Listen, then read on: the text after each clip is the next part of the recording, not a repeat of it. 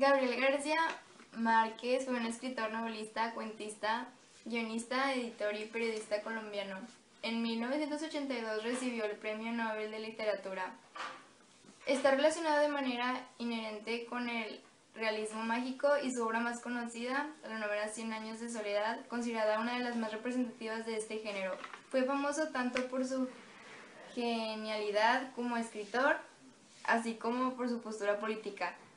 Su amistad con el líder cubano Castro causó mucha controversia en el mundo literario y política. Publicó en 1962 Los funerales de Mamá Grande, que son historias breves que transcurren en Macondo, un pueblo pobre y caluroso. Tiene una prosa descriptiva muy viva y unos diálogos concisos y precisos. Ya. En este pueblo no hay ladrones. El tema es la falsedad, porque cuando Damaso se hacía el preocupado dándole consejos a don Roque sobre el robo que él había cometido. En la prodigiosa tarde de Baltasar, el tema de este cuento es la avaricia, porque el padre del niño acepta de mala manera a la jaula que le había obsequiado. En la vida de Montiel el tema es la soledad, porque la viuda estaba sola ya que sus hijos estaban trabajando y no asistieron al velorio de su padre, solo mandaron telegramas. En Rosas Artificiales el tema es la rebeldía porque Mina tenía problemas amorosos y por eso se comportaba así. Por último, en Los funerales de Mamá Grande muestra el tema de la represión sin violencia.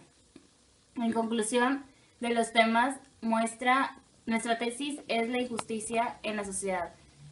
En el transcurso de los cuentos se muestra la ignorancia de las personas.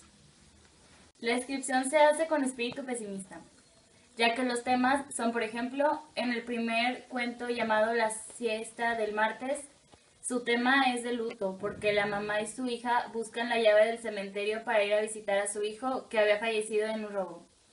En un día de estos, su tema es la venganza, porque el dentista atiende al alcalde, pero de una manera drástica. Se decía que el dolor se sentía demasiado por demasiado que hasta alcanzaba las 20 muertes. Algunas metáforas del texto son: el pueblo flotaba en el calor. Esto quiere demostrar la sensación de mareo que se siente en el intenso calor que se sentía en el pueblo.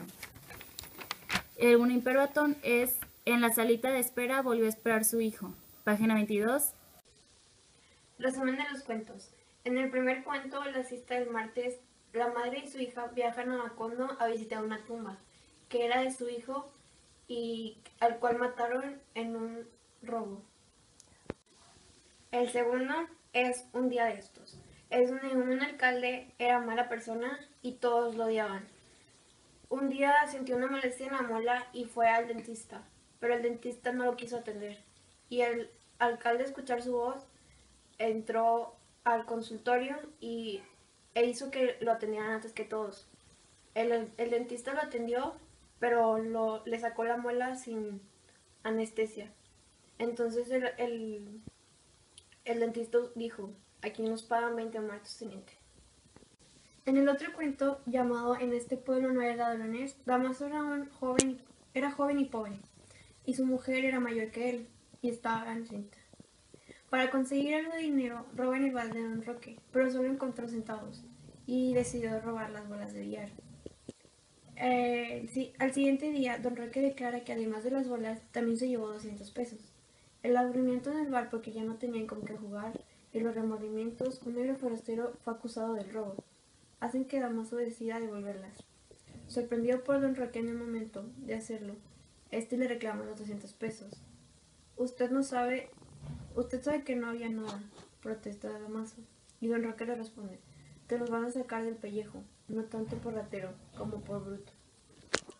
En el otro cuento, llamado En la prodigiosa tarde de Baltasar, de profesión carpintero, construye una jaula, la más hermosa de cuantas hizo nunca. El médico quiere comprarla, pero Baltasar le dice que es un encargo.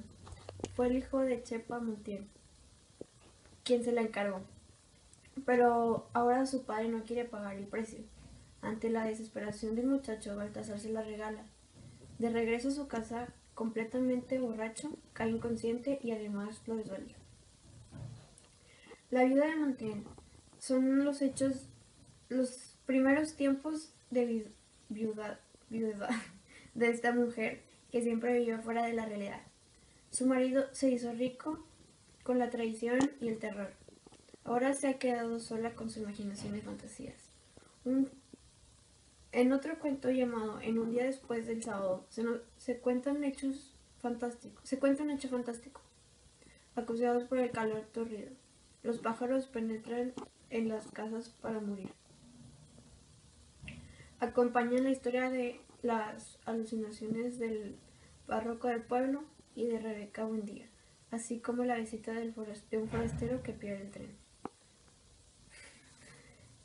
En otro cuento y último cuento en otro cuento de Rosas Artificiales, una ciega, a pesar de su ceguera, es capaz de ver lo que le pasa a su nieta.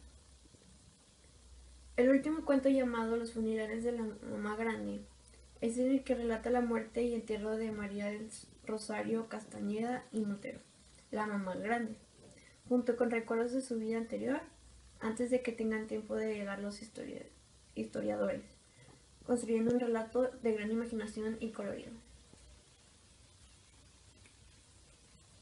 A diferencia de otros textos literarios, los funerales de Mamá Grande, al ser una antología, no se dividen en capítulos, como otros textos literarios convencionales, sino que pasan directamente de una historia a otra completamente diferente.